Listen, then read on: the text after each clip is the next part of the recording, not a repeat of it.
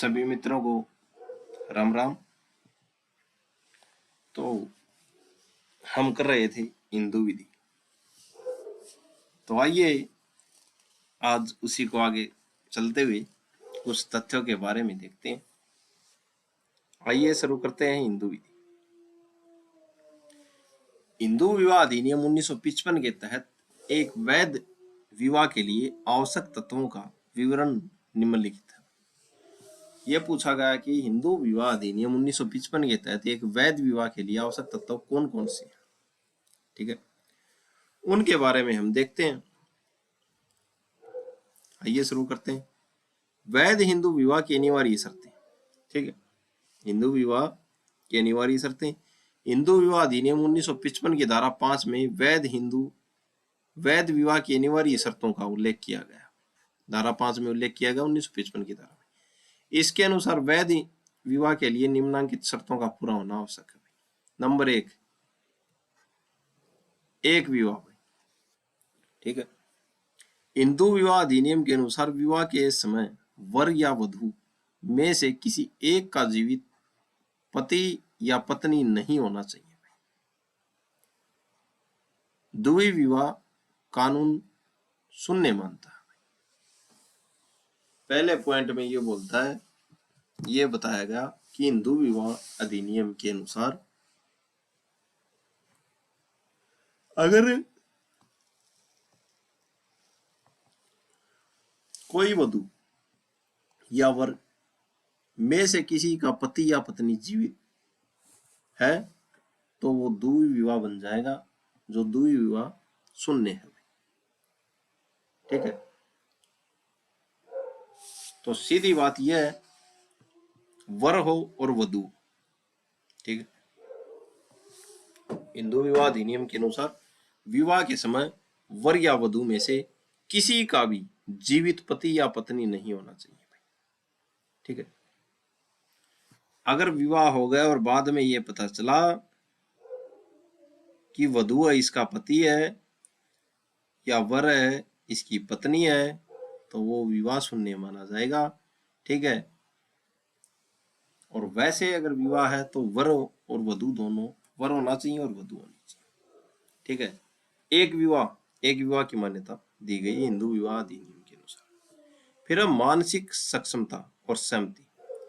मानसिक अस्वस्थता के कारण वैध सहमति देने में असमर्थ नहीं होना चाहिए, यानी कि मानसिक विकृत नहीं होना चाहिए, भाई दिमाग से सटका नहीं होना चाहिए। ठीक है, मानसिक विकार से पीड़ित नहीं होना चाहिए और उन्हें विवाह और बच्चों के प्रजनन के लिए अयोग्य बनाता हूं। ठीक है,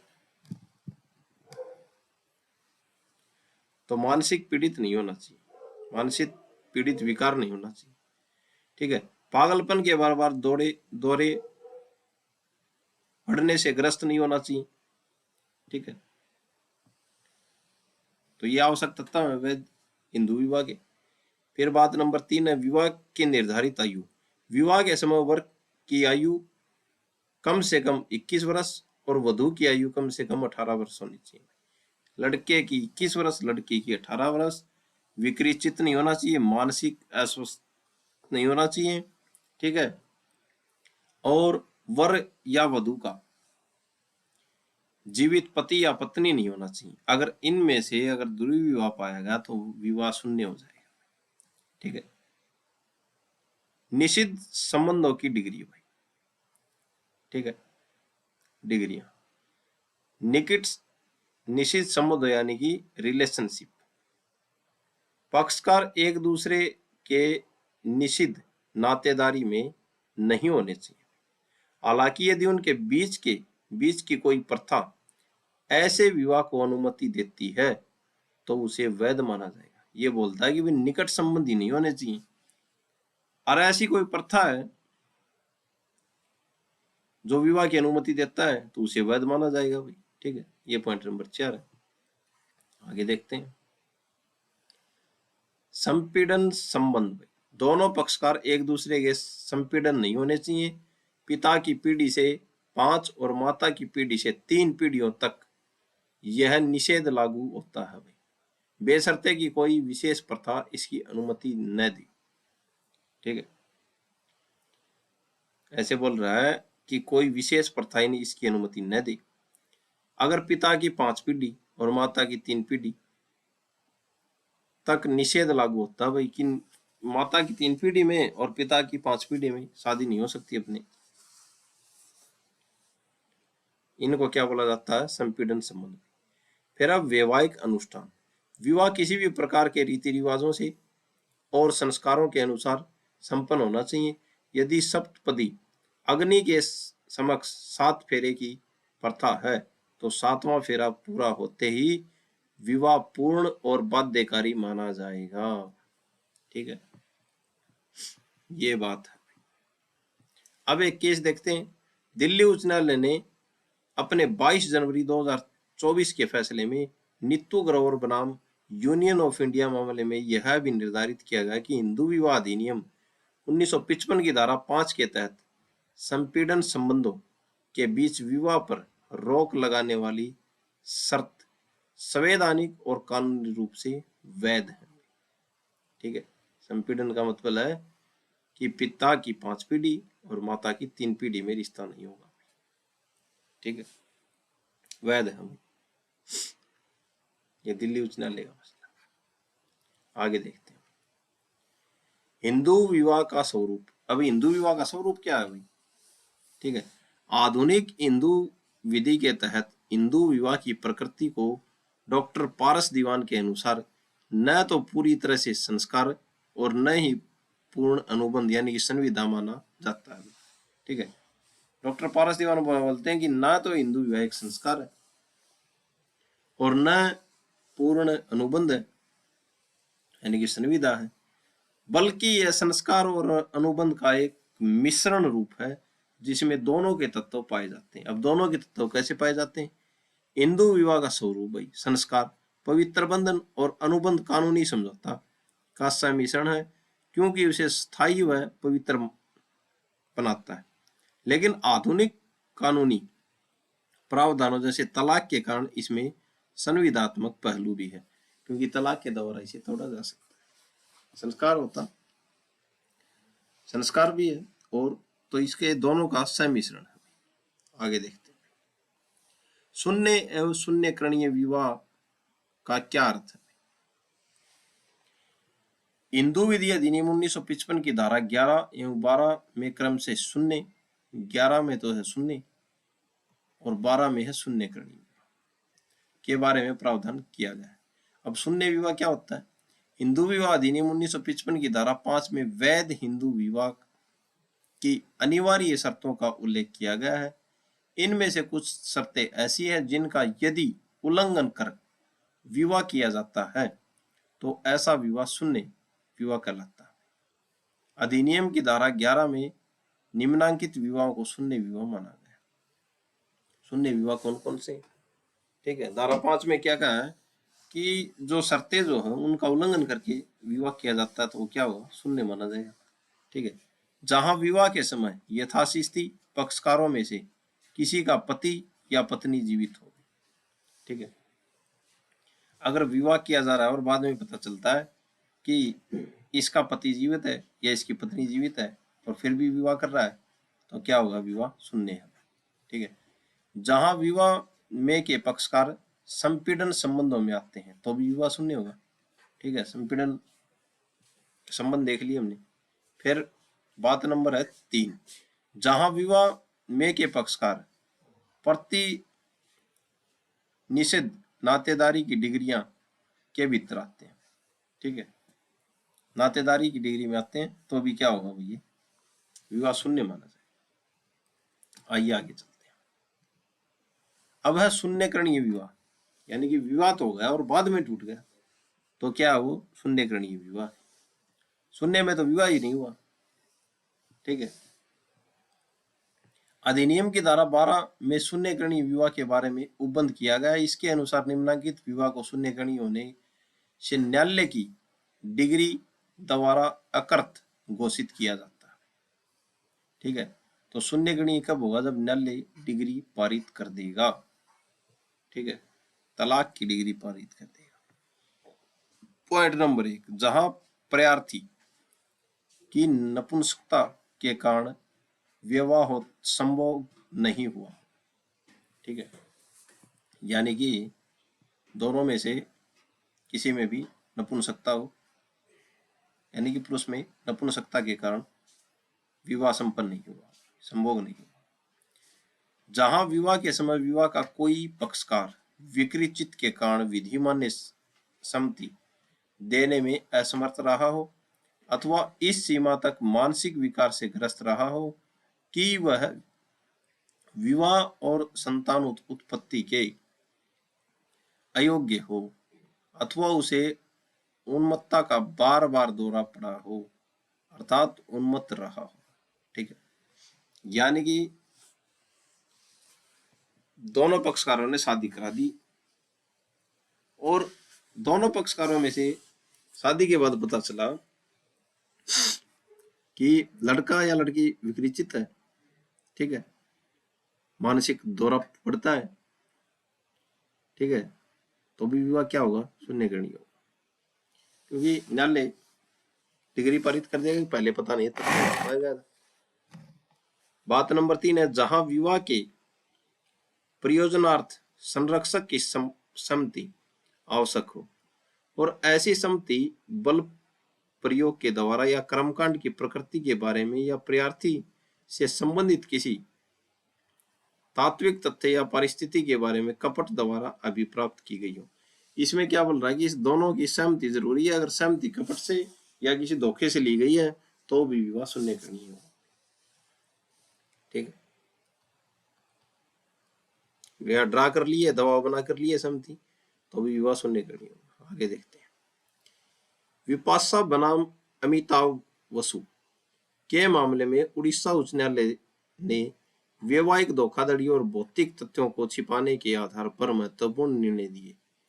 इस मामले में न्यायालय ने निम्नलिखित निष्कर्ष लिखे हुए, विवाह अकृत, विवाह नुल, घोषित करने योग्य। न्यायालय ने यह निर्धारित किया कि यदि पत्नी ने विवाह से पूर्व अपने गुप्तांग पर जलने के गंभीर निशान जो वैवाहिक संबंधों को प्रभावित कर सकते हैं की जानकारी जानबूझकर छिपाई है, तथ्य को छुपाया गया, तो यह हिंदू विवाह अधिनियम की धारा 12 की उपधारा 1 सी के तहत धोखाधड़ी की श्रेणी में आता है। इस आधार पर विवाह को शून्यकरणीय माना गया और उसे अकृत नुल घोषित किया गया। यानी कि महिला थी, महिला ने क्या किया, विवाह के समय ये नहीं पता कि जो उसके गुप्तांग है वो जले हुए, ठीक है, तो बाद में पता चला, तो ये तथ्य छुपाए गए, इसलिए न्यायालय ने क्या किया, विवाह को शून्यकरणीय कर दिया। दाम्पत्य अधिकारों की पुनर्स्थापना, चूंकि विवाह की नींव ही धोखाधड़ी पर आधारित थी, इसलिए न्यायालय ने माना कि ऐसी स्थिति में पति पत्नी दाम्पत्य अधिकारों की पुनर्स्थापना की हकदार नहीं है, यानी कि फिर से उसके साथ नहीं रह सकती, क्योंकि नींव जो क्या है धोखाधड़ी पर आधारित थी, इसलिए कोर्ट ने क्या किया, तलाक दे दिया। आगे देखते हैं, तो ये क्या है, ये है शून्य और शून्यकरणीय विवाह के मुख्य अंतर भाई, ठीक है, तो आधार देखते हैं भाई, शून्य विवाह और शून्यकरणीय वैधता कानून की नजर में शुरू से ही अमान्य शून्य होता है, जैसा कभी हुआ ही न हो। तो शून्य विवाह में तो कानून की नजर में शुरू से ही अमान्य होता, जैसे हुआ ही नहीं हो। फिर शून्यकरणीय विवाह क्या है, विवाह वैध होता है, एक मिनट, अब दिख रहा होगा सही,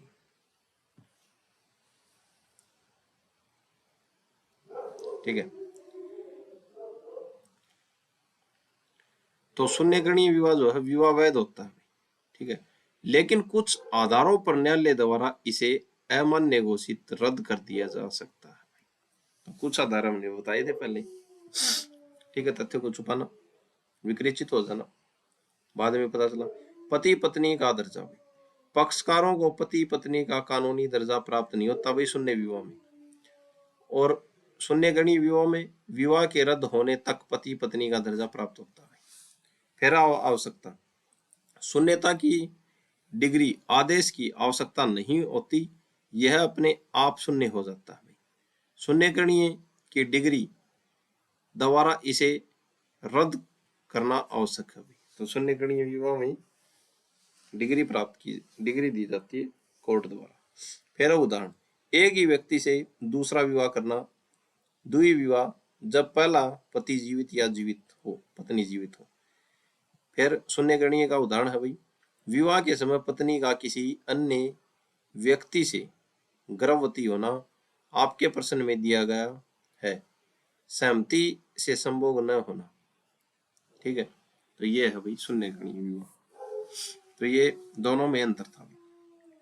बच्चों की स्थिति, शून्य विवाह से उत्पन्न बच्चे वैध माने जाते हैं भाई। ठीक है, शून्य गणीय विवाह से उत्पन्न बच्चे वैध माने जाते हैं सुप्रीम कोर्ट के फैसले के अनुसार भाई। ठीक है, अब भरण पोषण, बच्चे दोनों वैध माने जाएंगे।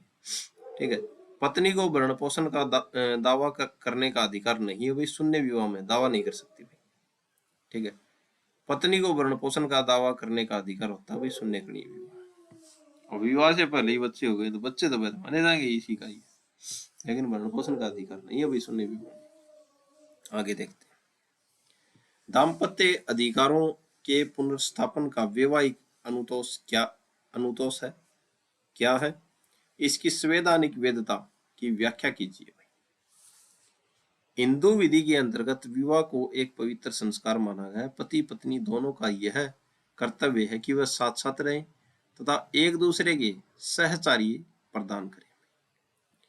ऐसा लौकिक एवं आध्यात्मिक दोनों दृष्टियों से आवश्यक है। यदि विवाह में का कोई एक पक्ष अकारण ही दूसरे पक्षकार को सहचार्य से वंचित यानी कि सहवास से वंचित कर देता है, कोई कारण भी नहीं है फिर भी वो उसके साथ नहीं रह रहा, तो दूसरे पक्षकार को पहले दोषी पक्षकार के विरुद्ध उसे अपने साथ रहने के लिए बाध्य करने हेतु विधिक कार्रवाई करने का अधिकार है। सरल भाषा में इसे ही दाम्पत्य अधिकारों का प्रत्यास्थापन की कार्रवाई कहा जाता है। ठीक है, तो कोई पक्षकार जो है बिना कारण दूसरे अपने पक्षकार से सहवास से वो वंचित रखता है, यानी कि उसके पास नहीं रहता। ठीक है, तो पहला पक्षकार के खिलाफ दूसरा पक्षकार दोष उसके विधिक कार्रवाई का अधिकार होता है। सरल भाषा में दाम्पत्य अधिकारों की प्रत्यास्थापन की कार्रवाई इसे ही करते हैं। हिंदू विवाह अधिनियम 1955 की धारा 9 में दाम्पत्य अधिकारों के प्रत्यास्थापन का प्रावधान है, जिसके तहत यदि पति या पत्नी किसी उचित कारण के दूसरे का साथ छोड़ देते हैं तो पीड़ित पक्षकार जिला न्यायालय में अनुचित है भाई, उचित नहीं अनुचित होगा। पीड़ित पक्षकार जिला न्यायालय में अर्जी देकर अपने दाम्पत्य अधिकारों की बहाली की मांग कर सकता है कि फिर से हम साथ रह सकते हैं, और न्यायालय संतुष्ट होने पर उन्हें साथ रहने का आदेश दे सकता है। ठीक है, तो ये है दाम्पत्य अधिकार। आगे देखते हैं भाई, मुख्य बातें भाई इसकी दाम्पत्य अधिकार प्रावधान। यदि कोई पति या पत्नी बिना किसी उचित कारण के, कोई उचित कारण है ही नहीं, कारण के दूसरे के साथ रहने से मना कर देता है तो पीड़ित पक्षकार धारा 9 के तहत, ठीक है, धारा 9 कौन सी, धारा 9 है इसमें, कौन सी धारा 9, हिंदू विवाह अधिनियम की धारा। ठीक है, हिंदू विवाह अधिनियम की धारा 9 के तहत जिला न्यायालय में आवेदन कर सकता है, जिला न्यायालय में आवेदन कर सकता है। पहले आवेदन की प्रक्रिया व्यवस्थित, पक्ष को अदालत में अर्जी देनी होती है। ठीक है, न्यायालय का कार्य, न्यायालय अर्जी में दिए गए तथ्यों की सच्चाई की जांच करता है और यह सुनिश्चित करता है कि आवेदन को खारिज करने का कोई वैध कानूनी अधिकार नहीं है। ठीक है। डिग्री, न्यायालय की संतुष्टि के बाद वह दाम्पत्य अधिकारों की बहाली के लिए डिग्री पारित कर सकता है, यानी दोनों को एक साथ रहने का आदेश दे सकता है, इसे ही डिग्री बोलते हैं। उचित कारण, अगर कोई पक्ष उचित कारण बताता है कि वह क्यों अलग रह रहा है, तो यह उसे साबित करना होगा, जैसे क्रूरता या दुर्व्यवहार। अगर कोई पक्षकार ये कारण बता देता है कि मेरे साथ क्रूरता हो रही है या दुर्व्यवहार हो रहा है, तो उसको साबित करना पड़ेगा। ठीक है। बल का प्रयोग नहीं, यह डिग्री जबरन साथ रहने के लिए शारीरिक बल के प्रयोग की अनुमति नहीं देती है, बल्कि यह सुलह को बढ़ावा देती है। ठीक है। तो ये सुलह को बढ़ावा देती हुई ये डिग्री। ठीक है। आगे देखते हैं। दाम्पत्य अधिकारों के प्रत्यास्थापन की डिग्री के लिए 3 मुख्य शर्तें। प्रार्थी दूसरे पति पत्नी द्वारा बिना किसी वाजिब कारण के याचिकाकर्ता को छोड़ा गया हो। ठीक है।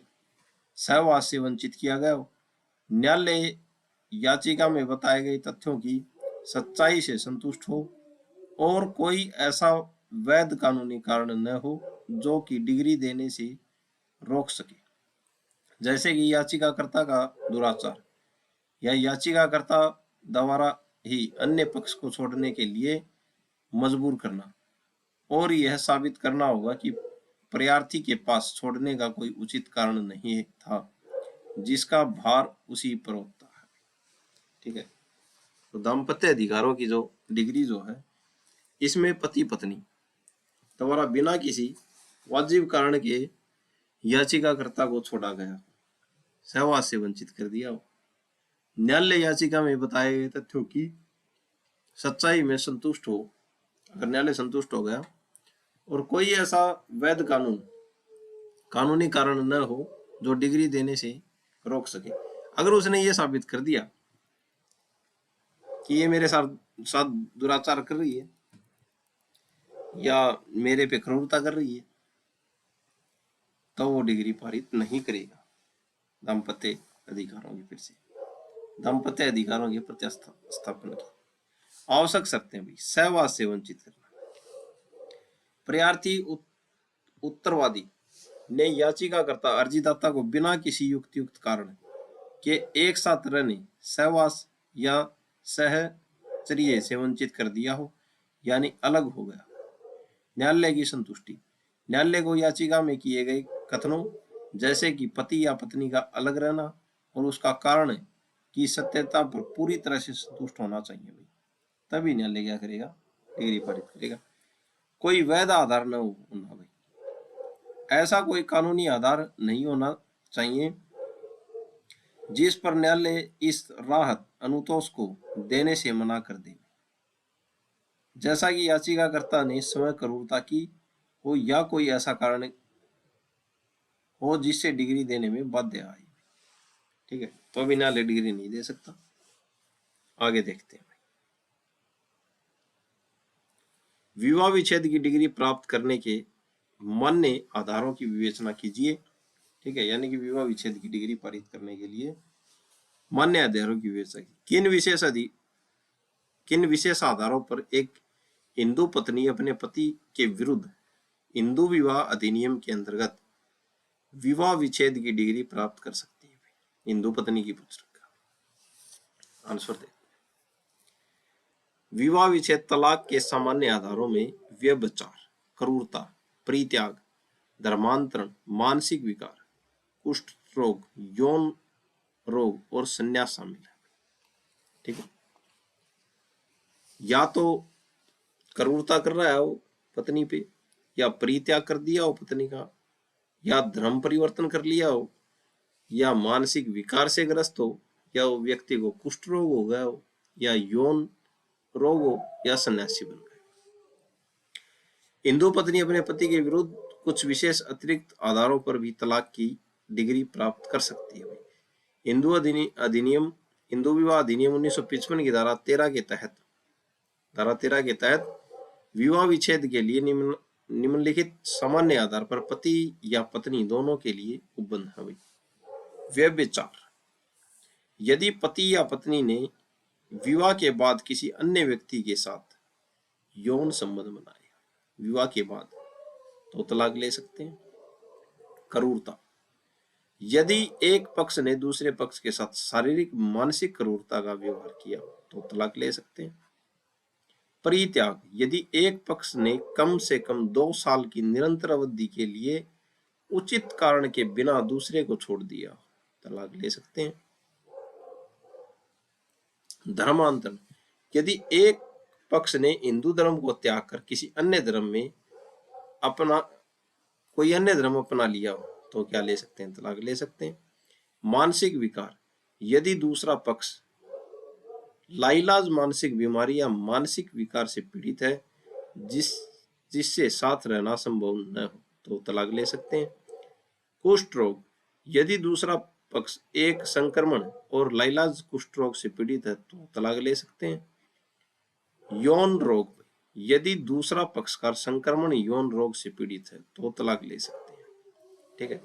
संन्यास, यदि दूसरा पक्षकार दुनिया को त्याग कर धार्मिक जीवन अपना चुका है तो तलाक ले सकते हैं। ठीक है, आगे देखते हैं। हिंदू विवाह अधिनियम की धारा 13(2) के तहत एक हिंदू पत्नी के पास पति के विरुद्ध विवाह विच्छेद की डिग्री प्राप्त करने के लिए कुछ विशेष अतिरिक्त आधार है। ठीक है, हिंदू पत्नी के पास है धारा 13(2) बहु विवाह, यदि पति ने पत्नी के जीवित रहते हुए इस अधिनियम के प्रारंभ में होने से पहले या बाद में कोई अन्य विवाह कर लिया हो, अगर पत्नी जिंदा है दूसरा विवाह कर लिया तो तलाक ले सकती है। बलात्कार, गुद्दा मैथुन या पशुगमन, यदि पति बलात्कार, गुद्दा मैथुन या पशुगमन का दोषी रहा है तो तलाक ले सकती है।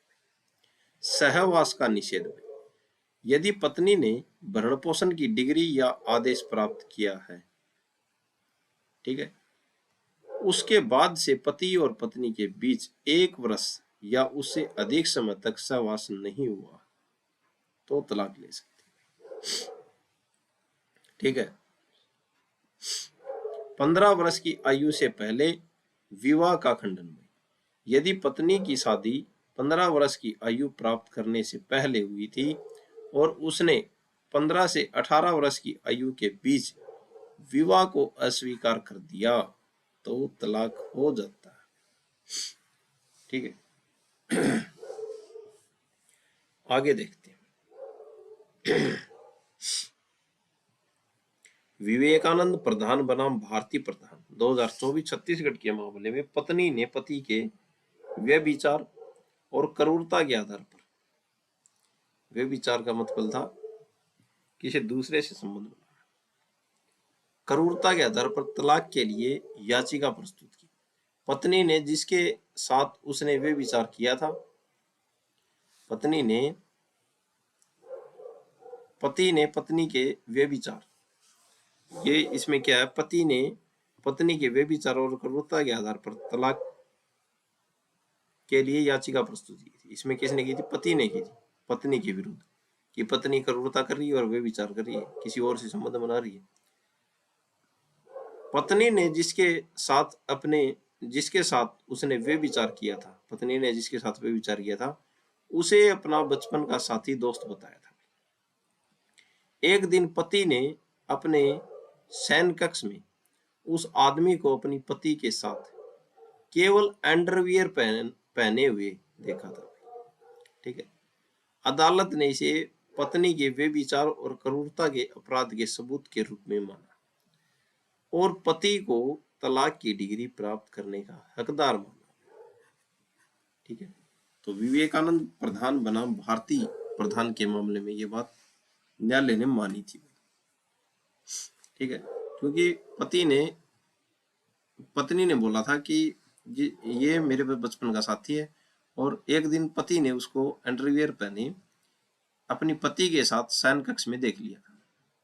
इस आधार पे न्यायालय ने क्या माना कि पति को तलाक दे देना चाहिए। केवल पत्नी को उपलब्ध आधार अधिनियम की धारा 13(2) में उन आधारों का उल्लेख किया गया है जिन पर केवल पत्नी द्वारा ही विवाह विच्छेद की याचिका प्रस्तुत की जा सकती है। यह धारा अग्र लिखित है। ठीक है, धारा 213 में अधिनियम जो है इसमें पत्नी क्या कर सकती है भाई, विवाह विच्छेद की याचिका प्रस्तुत कर सकती है। नंबर 1, इस अधिनियम के प्रारंभ होने से पहले संपन्न हुए किसी विवाह के मामले में, यानी कि जब ये अधिनियम लागू हुआ था उससे पहले होने से पहले संपन्न हुए किसी विवाह के मामले में यदि पति ने ऐसे प्रारंभ होने से पहले पुनर्विवाह कर लिया, ठीक है, हो या याचिकाकर्ता के विवाह के समय पति की कोई अन्य पत्नी जीवित हो जिससे उसने ऐसे प्रारंभ होने से पहले विवाह किया हो, बेशर्ते कि दोनों मामलों में याचिका प्रस्तुत करते समय दूसरी पत्नी जीवित हो। ठीक है, तो पत्नी क्या कर सकती है भाई, याचिका दायर कर सकती है तलाक की।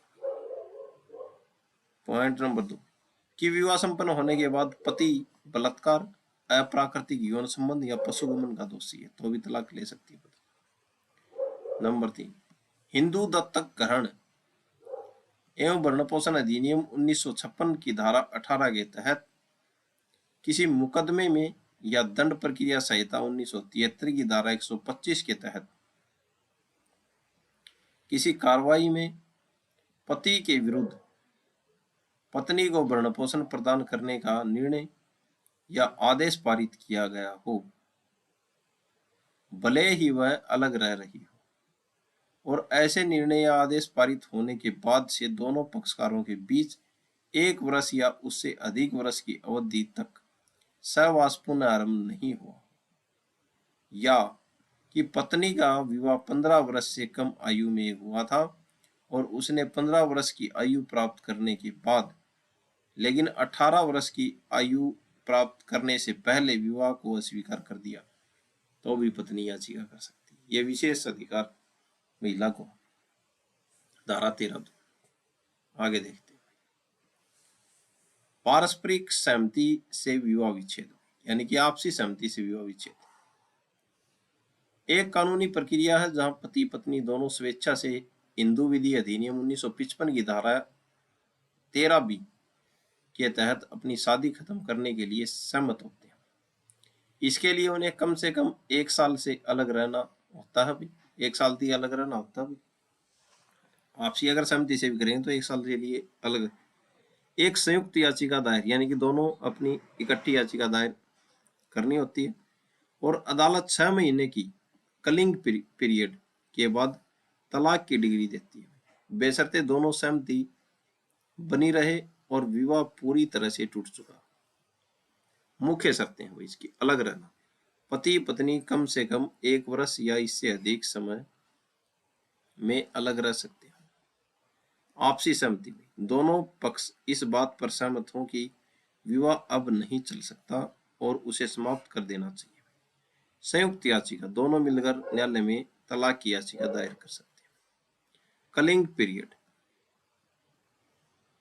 याचिका के बाद 6 महीने से 18 महीने के बीच का समय दिया जाता है जिसमें वे सुलह कर सकते हैं। तो कलिंग पीरियड क्या है भाई, याचिका के बाद जब याचिका डाली है उसके बाद 6 महीने से 18 महीने के बीच समय दिया जाता है जिसमें वे दोनों सुलह कर सकते हैं।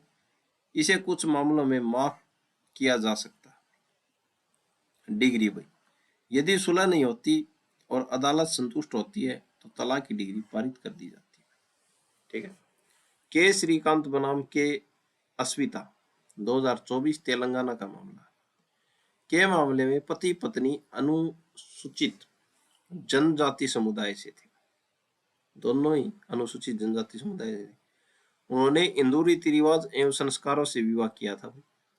यह अभी निर्धारित किया गया कि वे हिंदू विवाह अधिनियम 1955 के अंतर्गत विवाह विच्छेद की डिग्री प्राप्त कर सकते हैं। ठीक है, जनजाति थे लेकिन हिंदू विवाह हिंदू रीति रिवाजों से विवाह किया था तो इसके तहत ये डिग्री प्राप्त कर सकते थे। आगे देखते हैं। हिंदू उत्तराधिकार अधिनियम 1956 के अनुसार यदि किसी हिंदू पुरुष की मृत्यु बिना वसीयत निर्वसियत किए हो जाती है तो उसकी संपत्ति का बंटवारा 4 श्रेणियों में निर्धारित उत्तराधिकार के बीच किया जाता है। ठीक है। 2026 के नियमों के अनुसार उत्तराधिकार का क्रम इस प्रकार है। ठीक है।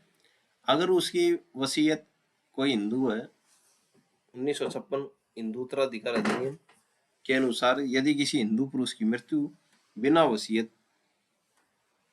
किए यानी कि बिना बंटवारा किए हुए या बिना वसीयत लिखे हुए क्या हो जाती है, मृत्यु हो जाती है तो उसकी संपत्ति का बंटवारा 4 श्रेणियों में निर्धारित किया जाता है उत्तराधिकार के बीच। प्रथम श्रेणी के उत्तराधिकार, प्रथम श्रेणी के उत्तराधिकार कौन होंगे? संपत्ति का पहला अधिकार इन्हीं को होता है। ठीक है। और यह सभी आपस में बराबर हिस्सा पाते हैं। विधवा पत्नी उसकी, मृतक की जीवित पत्नी, बच्चे भाई सभी बेटे और बेटियां, विवाहित बेटियां भी शामिल हैं भाई इसमें, और माता, माता मृतक की माता भाई। ठीक है।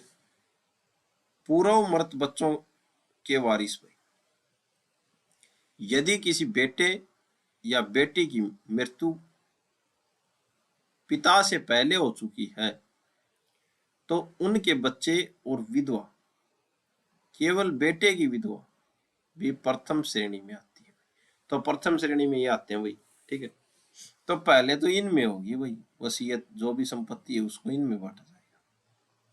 व्यक्ति की विधवा महिला, फिर बच्चे, बेटियां और बेटे, ठीक है, और मृतक की मां। ठीक है। और पूर्व मृत बच्चों के वारिस, अगर पिता से पहले उसका कोई बेटा या बेटी मर गई है तो उनके बच्चे और विधवा, केवल बेटे की विधवा, ठीक है, प्रथम श्रेणी में आती है। आगे देखते हैं। द्वितीय श्रेणी के उत्तराधिकार कौन है? अगर इनमें से कोई नहीं है तो द्वितीय श्रेणी में कौन आएगा? द्वितीय श्रेणी में देखते हैं भाई। यदि प्रथम श्रेणी का कोई भी उत्तराधिकारी जीवित न हो तब संपत्ति इन लोगों को मिलती है। पिता को, श्रेणी 2 में सबसे पहले पिता का स्थान आता है। भाई और बहन, पहले तो व्यक्ति के खुद के जो बेटे बेटी, विधवा पत्नी, माता, ये आएंगे, लेकिन पिता का स्थान दूसरी श्रेणी में रखा गया, भाई का भी और बहन का भी दूसरी श्रेणी में। अन्य रिश्तेदार भाई, अन्य रिश्तेदारों में कौन है? पोते हो गए, पोती हो गई, पोते पोती के बच्चे, दादा दादी, नाना नानी, चाचा चाची, मामा मामी, ये आते हैं भाई दूसरे श्रेणी में। अब है सैगोत्र। यदि श्रेणी 1 और श्रेणी 2 में कोई वारिस न हो तो संपत्ति उन रिश्तेदारों को जाती है जो मृतक से केवल पुरुष वंश के माध्यम से जुड़े हुए हैं। ठीक है। अब रिश्तेदारों में बट गई। अब इनमें भी नहीं है तो बंधु कौन है? यदि सैगोत्र भी न हो, ठीक है, तो संपत्ति उन रिश्तेदारों को मिलती है जो पुरुष और महिला दोनों के माध्यम से जुड़े हैं, जैसे बुआ का बेटा, मौसी का बेटा आदि। ठीक है। तो ये हमने देखी भाई हिंदू उत्तराधिकार 1956 के अनुसार यदि किसी हिंदू पुरुष की मृत्यु बिना वसीयत यानी कि बिना बंटवारे किए हुए मर जाता है तो उसकी संपत्ति किस किस के पास आती है। तो आज के लिए इतना ही। आशा है आपको अच्छा लगा होगा। ऐसे ही तथ्य हम आपके सामने पेश करते रहेंगे। धन्यवाद।